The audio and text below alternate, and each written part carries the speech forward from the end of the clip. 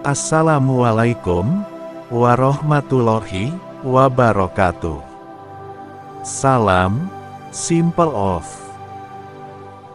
Asal tubuh manusia terdiri dari 4 unsur yaitu tanah, air, angin, api.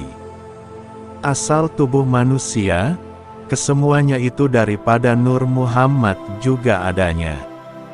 Adapun asal kejadian diri terdiri dari 3 perkara yaitu Bapa, Ibu, Tuhan. Yang datang dari Bapa, urat besar, urat kecil, tulang, otak. Yang datang dari Ibu, rambut, kulit, daging, dan darah. Sedangkan yang datang dari Tuhan, penglihatan, pendengaran, pengrasa, penciuman, dan nyawa. Jadi kesemuanya ini berjumlah 13 perkara, dan terhimpun dalam rukun salat 13 perkara. Syariat, tarikat, hakikat, dan makrifat. Syariat tubuh itu afal Allah. Diri terperiksa syariat ilmu yakin. Tarikat hati itu asma Allah. Diri terperiksa tarikat ainul yakin. Hakikat ruh itu sifat Allah. Diri tajali hakikat hakul yakin. Makrifat rahasia itu zat Allah. Diri tajali makrifat kamalul yakin. Adapun yang 4 ini terhimpun di dalam kalimah la ilaha illallah. La, itu jasmani yakni syariat tubuh. Syariat itu perbuatan jalat. Ilaha, itu ruhani yakni tarikat hati. Tarikat itu perkataan jamal.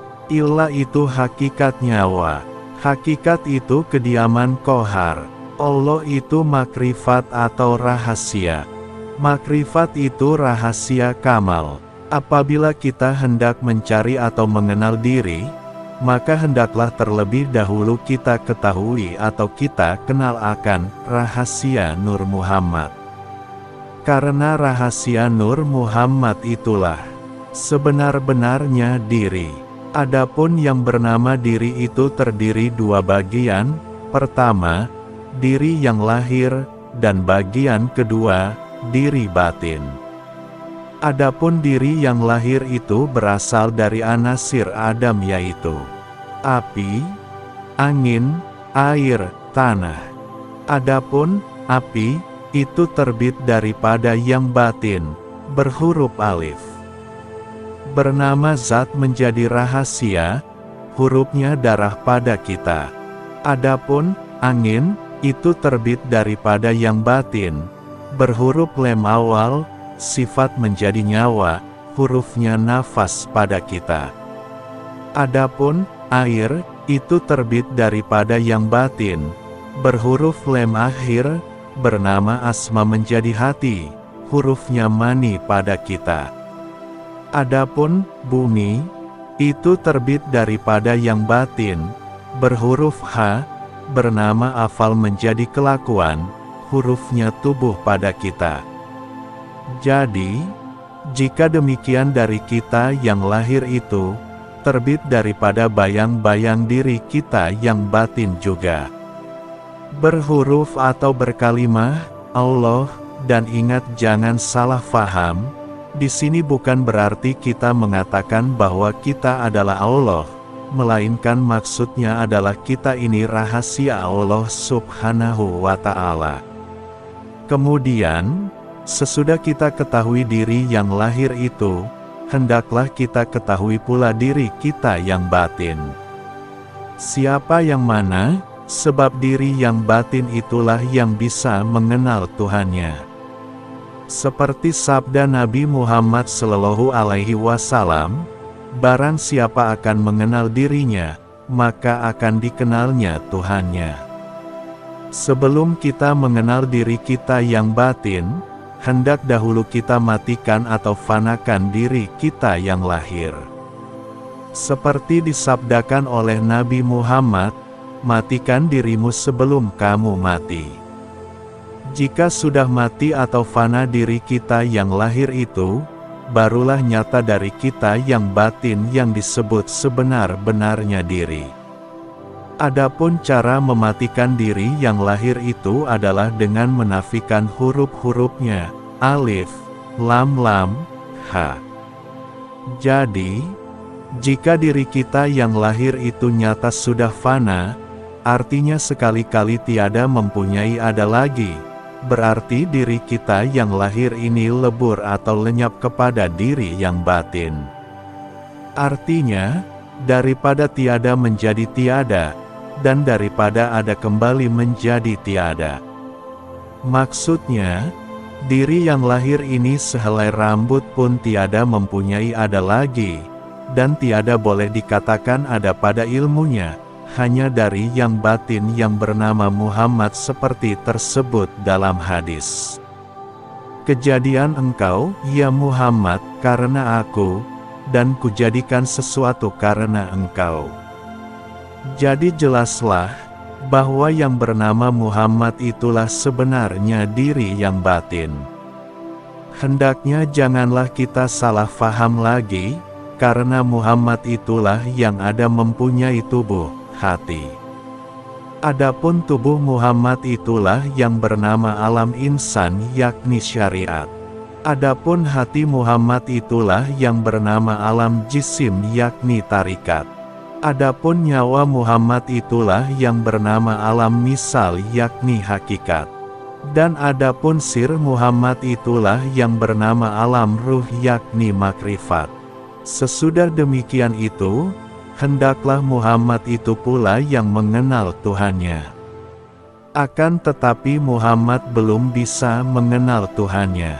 Sebelum fana tubuhnya, hatinya, nyawanya, dan rahasianya, zatnya, sifatnya, asmanya, afalnya.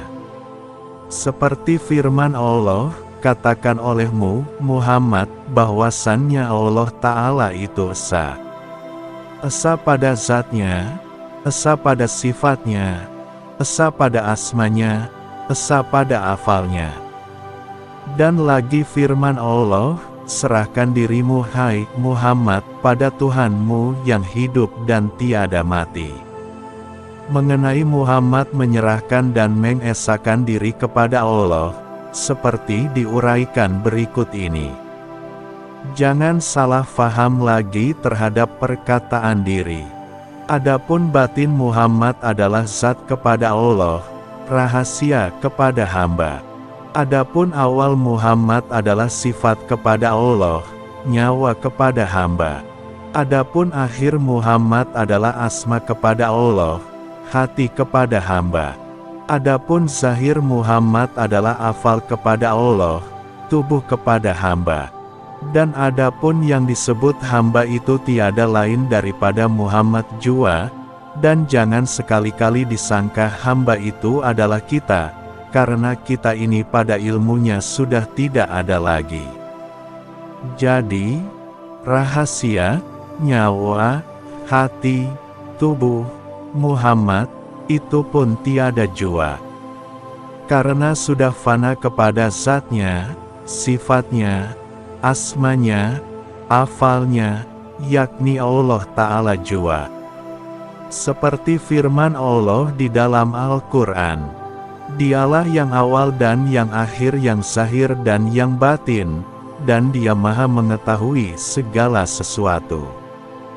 Jadi, kita ini atau tubuh kita yang kasar ini pada hakikatnya atau ilmunya fana kepada makom baka, fana kepada Allah jua adanya, yaitu fana fillah dan makom billah.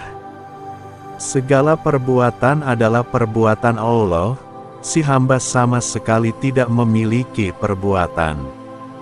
Segala asma pada hakikatnya adalah asma Allah. Nur Nabi Muhammad Sallallahu Alaihi Wasallam. Daripada nur zat Allah Ta'ala sekian makhluk dan segala sesuatu dijadikan daripadanya.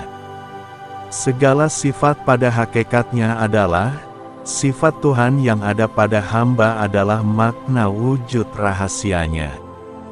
Itulah orang-orang yang sebenar-benarnya makrifat kepada Allah. Sekianlah, semoga bermanfaat.